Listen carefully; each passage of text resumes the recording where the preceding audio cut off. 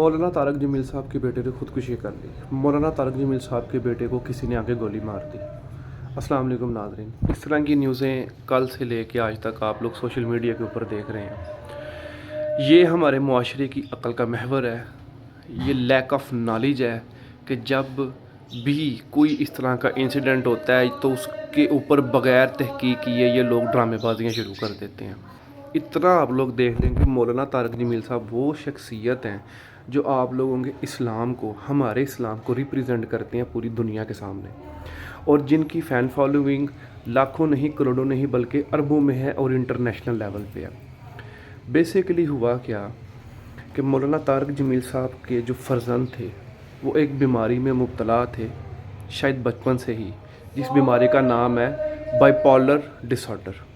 Bipolar disorder में अब होता क्या है कि इसमें आपके मूड स्विंग्स आते हैं, इसके अलावा आप लोग सुसाइड अटेम्प्ट करते हैं, इसके अलावा आप, ये एक ऐसी बीमारी है जिसमें आप होपलेस हो जाते हो, आपको ज़िंदा रहने की जो एक उम्मीद है वो ख़त्म हो जाती है, या आपके मूड इस तरह के होते हैं कि आपको लगता है कि हमें ज़िंदा रह के क्या करना है, या आप में चिड़चिड़ापन आ जाएगा और आपको ये दुनियादारी अच्छी नहीं लगती, ये जो सोशल निज़ाम है ये आपको पसंद नहीं आता और आपको कोई भी अच्छा नहीं लगता, इवन कि अपने घर वाले भी अच्छे नहीं लगते। ये बाइपोलर डिसऑर्डर के सिम्टम्स है।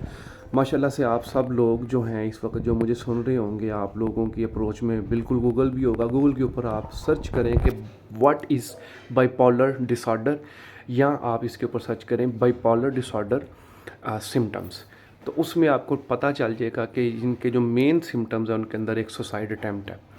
सुसाइड अटैम्प्ट में कुछ लोग तो होते हैं जो बच जाते हैं क्योंकि वो कोई ना कोई उनको देख लेता है, वो बच जाते हैं, या ऐसा कोई सीन हुआ क्या कि मौलाना तारक जमील साहब के बेटे ने सुसाइड अटेम्प्ट किया और वो जो गोली थी उनके सीने में लग गई।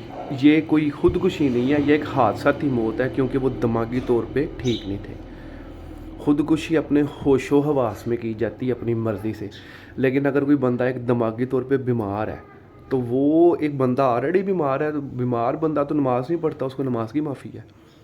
जो दिमागी तौर पे बीमार है, फ़िज़िकली तौर पे अगर आप लोग बीमार हैं तो आप लोग, लेकिन कैपेसिटी है नमाज़ पढ़ने की तो आप इशारों से भी पढ़ लें, अल्लाह ताला कबूल करता है। लेकिन एक बंदा जिसका दिमाग ही हाज़िर नहीं है, जिसको पता ही नहीं है नमाज क्या चीज़ है, या जिसके होश ही नहीं कायम, उसको तो नमाज की भी माफ़ी है। तो ये जो मौलाना तारक जमील साहब का बेटा था, ये दिमागी तौर पे बीमार था बहुत ज़्यादा। ये कोई बड़ी बीमारी नहीं है, ये हम में से किसी के घर में भी हो सकती है बीमारी, और इस बीमारी का इलाज भी है, लेकिन उनको थोड़ा सा जो है वो ये बीमारी सीवियर किस्म की थी।